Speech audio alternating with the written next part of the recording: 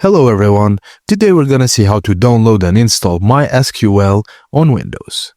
Firstly, open your browser and go to MySQL Downloads. Click on the download button for the MySQL installer. Choose the No Thanks, Just Start My Download link. Now locate the downloaded file in your Downloads folder. Double-click to launch the installer and select Developer Default for a full installation. Click Next to proceed. The installer may prompt you to install additional software like Visual Studio. Just click Next after confirming the requirement. Now click Execute to download the selected components and wait until all items have a tick mark indicating successful download.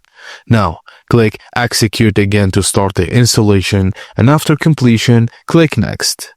Proceed through configuration steps like product configuration, type and networking, authentication method, then click Next after each step.